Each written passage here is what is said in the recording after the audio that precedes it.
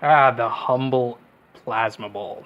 As Photon would say, it'd be almost rude not to feature this on this channel.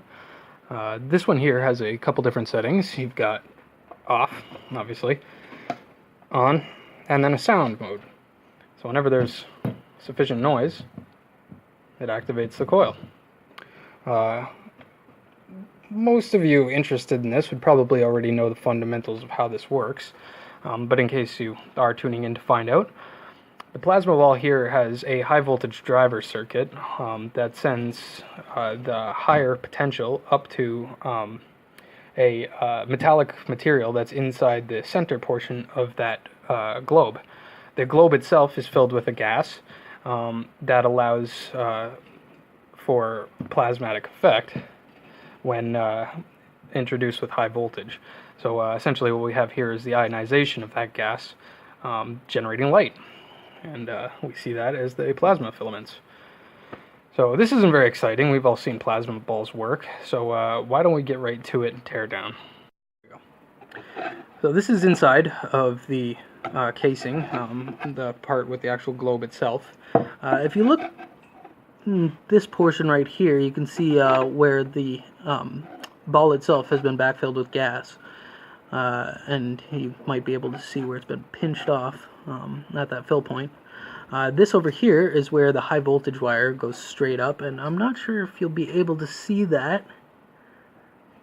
Doesn't look like it, but there is a bunch of metallic, much like the scrubbing pads that you use for getting nasty stuff off of your dishes. There's a whole bunch of steel wool up there, just to help transfer that high voltage potential all around the inside of that center portion of the globe. And over here we have the drive circuit itself. So what this consists of is a high voltage transformer. That high voltage transformer is driven straight from this DC jack and goes through this transistor here. It's designated Q1. TIP122. I'm not totally familiar with that name.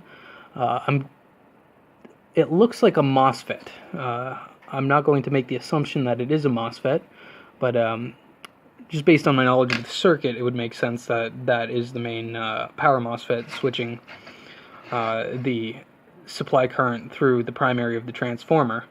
And then what we get out is a high voltage coming straight out of that wire there.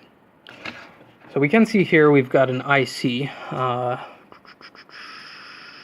CD4059. It's a Texas Instruments branded chip, and I wish I could tell you what that was. I'm assuming it's doing some pulse width modulation, or just basic pulsing,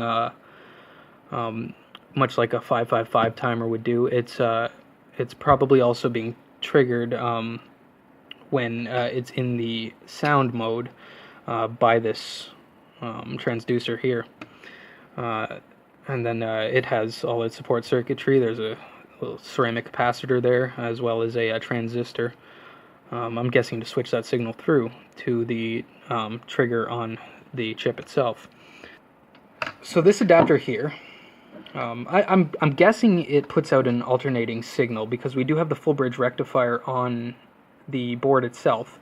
That would be supplying a DC signal to that IC there. That would be doing most of the control circuitry, such as switching that transistor, allowing for the primary to be induced on this coil. That, in turn, will charge the magnetic material in the transformer and induce another voltage in the secondary, which will have many more turns than the primary, allowing for a very large voltage to be derived from the secondary of the transformer. So that's essentially it in a nutshell. Let's plug it in and see if we can get some arcs. Alrighty, let's get some sparks out of this sucker. Oh yeah. Nice purple glow.